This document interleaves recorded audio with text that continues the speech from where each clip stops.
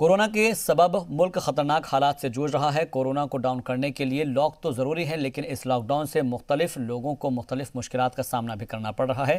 اسی کی بانگی جموں کشمیر کے شوپیاں میں دیکھنے کو ملی۔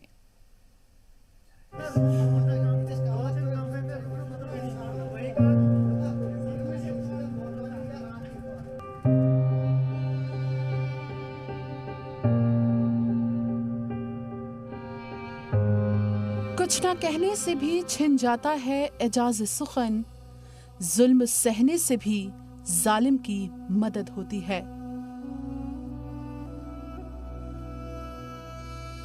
ایک حاملہ خاتون کوکھ میں 6 ماہ کا بچہ بارش اور برف باری کے درمیان سڑک پر رات گزارنے کو مجبور ہوئی۔ گناہ صرف اتنا تھا کہ 1 ماہ قبل ریاست میں واپس آئی تھی۔ باقاعدہ اسکریننگ کروا کر اپنے کرائے کے گھر میں شوپیاں پہنچی تو تھی، لیکن رات گھر میں نہیں بلکہ سڑک پر گزاری۔ صبر کرتی ہی رہی بیچارگی، ظلم ہوتا ہی رہا مظلوم پر۔ بتا دیں کہ فاطمہ نام کی حاملہ خاتون کی کوکھ میں 6 ماہ کا بچہ ہے، اور اس بات کو بھی نظر انداز کرتے ہوئے ان کے مکان مالک نے انہیں گھر سے نکال دیا۔ فاطمہ اور ان کے شوہر نے 2 راتیں سڑک پر تو گزار لی، لیکن انسانیت اور محبت ایک بار پھر شرمسار ہو گئی۔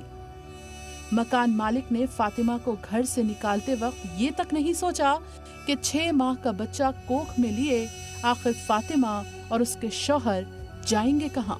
جب زی میڈیا نمائندے نائک داؤد نے گراؤنڈ زیرو پر پہنچ کر فاطمہ اور ان کے شوہر سے رابطہ قائم کیا تو انہوں نے سرکار سے مدد کی گہار لگاتے ہوئے کہا کہ یا تو ہمیں محفوظ مقام پر پہنچایا جائے یا پھر واپس گاؤں بھیجنے میں مدد کی جائے۔ یا تو یہاں سے ہمیں سرکشت جگہ پہ رکھا جائے یا تو ہمیں گاؤں بھیجا جائے۔ ہاں، ان لوگوں نے، فوجی نے مدد کی، پولیس والوں نے ہماری مدد کی۔ فاطمہ کے شوہر نے سرکار سے مدد کی گہار لگاتے ہوئے نم آنکھوں سے اپنی اہلیہ کی حالت بیاں کی اور کہا کہ رات بھر صرف بسکٹ کھا کر گزارنی پڑی۔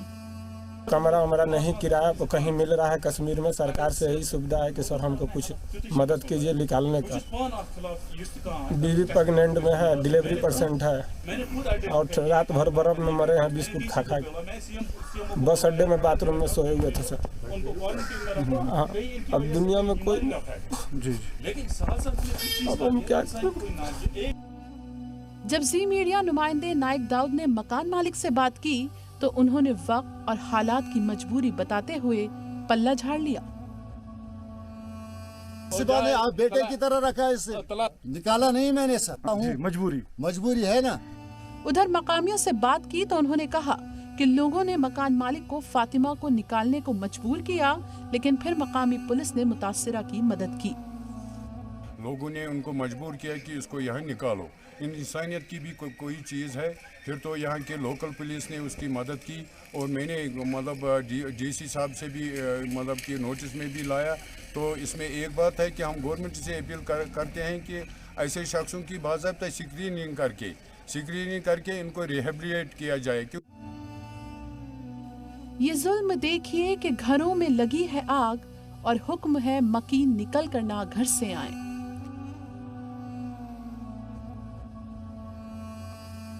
یہ وقت اور حالات کی ضرورت بن گئی ہے کہ اب سرکار اور انتظامیہ کو ٹھوس قدم اٹھانا ہوگا، جس سے ملک میں اور کوئی فاطمہ اس حیوانیت کا شکار نہ ہو۔